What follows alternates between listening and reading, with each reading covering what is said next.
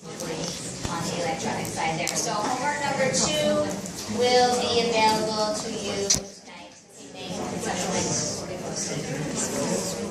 And I want to remind you that Vivian Chang will be holding tutoring sessions for you guys. I think that last week I said the wrong time and day, but it's been updated on the course website. So it's Mondays, 6 p.m.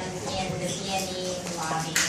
And that is a good opportunity for you to come and ask remaining questions about the problem sets.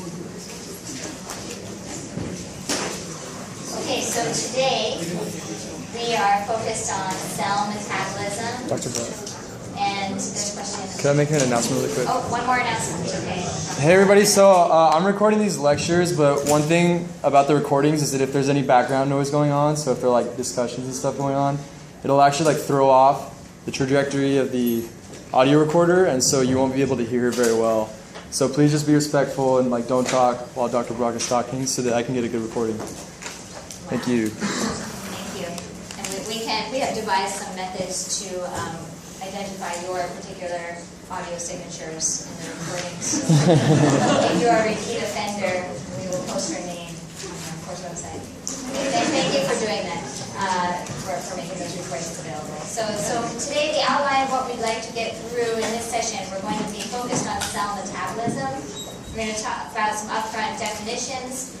Some of these definitions actually we won't use too much today, but they will reappear shortly in subsequent lectures, so I think this is a good place to introduce them. We'll be talking briefly about free energy, redox potential. We will spend most of the lecture focused on ATP production by cell respiration. So here we're really focused on how do cells store and release energy in chemical bonds of biomolecules. We're talking about the chemical reactions that cells use to transform potential energy of chemical bonds into kinetic energy for growth, movement, all the cellular processes that we'll be studying this semester. At the end, we will see a fairly extensive, I hope, case study. And at that point, I'm going to actually ask Aaron to stop recording because the case study is actually under copyright, but I will tell you how to see those particular slides and all that information at the end. So unfortunately, this one I didn't come up with from scratch, so I won't be able to give you all of the materials, but I will tell you where you can find them. They are freely available on the web, and you don't even need to create an account. You can get to those for your own reference. But it's a cool case study, I think. I think it's a good one. Okay. So the potential energy stored in chemical bonds. All of you have had lots of chemistry, so this bit of chapter 4 should really be a good review for you.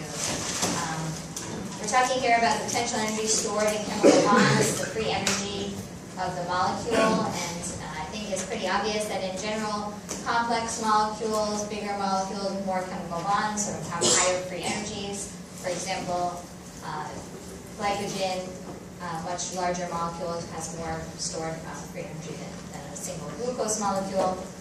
And I just want to remind you, everyone's probably saying, oh my god, this wasn't in the chapter. It's not in the chapter, this is thermodynamics.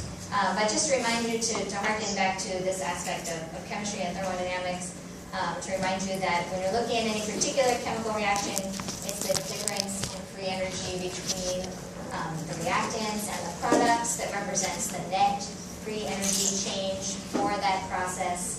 And in previous courses, I'm sure you have all performed calculations like this one to determine the free energy that's associated with a particular reaction.